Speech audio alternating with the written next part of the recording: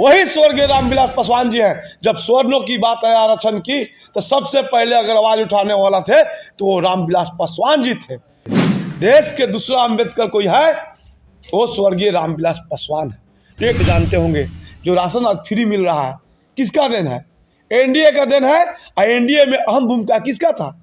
हम सबों का नेता बड़े साहब स्वर्गीय रामविलास पासवान जी जब उस विभाग में मंत्रालय में थे, तो उन्होंने प्रधानमंत्री जी को आग्रह और सुझाव दिया था कि गरीबों को इस तरह किया जाएगा तो फ्री राशन दिया जा सके।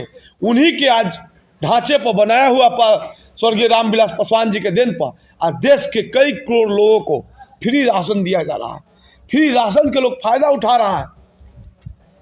हमारे नेता तो भाई भगवान है।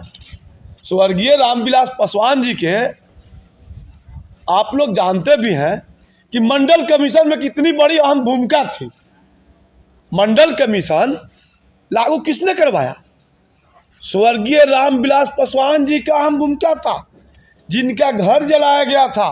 आज देश की बड़ी आबादी, बिहार की बड़ी आबादी भी 64% से भी ऊपर जनसंख्या है ओबीसी का, जिसका फायदा पहुंचाना में अहम भूमिका किसका रहा?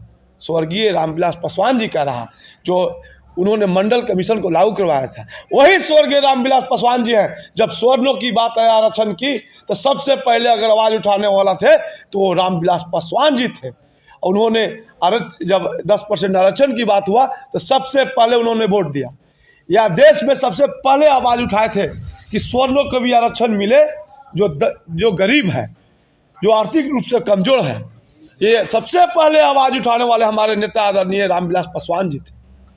आज लागू हुआ तो वो दूसरा अंबेडकर हम मानते हैं। देश के दूसरा अंबेडकर कोई है, वो स्वर्गीय रामविलास पासवान है। एक दलित होने के बाद भी 64% जनसंख्या वाले को मंडल कमीशन लागू करवाएं, 10% 15% जनसंख्या वाले को स्वर्णों के आरक्षण लागू करवाएं। तो एक दलित होने के बाद भी सभी के बारे में सोचते हो, तो वैसा नेता के बारे में आप क्या करना है?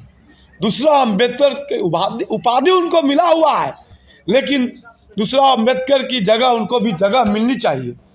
तो आप देखते हैं कि देश के हर कोने कोने में हमारे नेता का तस्वीर, स्मारक बन रहा है।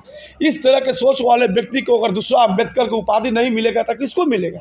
जो दलित होने के बाद भी मंडल की कमीशन के बारे में सोचता हो, जो स्वर्णों के बारे में सोचता हो। अगर ऐसा नेता कभी इंडिया में हुआ का? अंबेडकर जी के छोड़ के कोई नहीं हुआ। क्या नाम हुआ सर? सुनील यादव, लोक जनशक्ति पार्टी प्रदेश महासचिव, ऐसे अरवल के रहने वाले।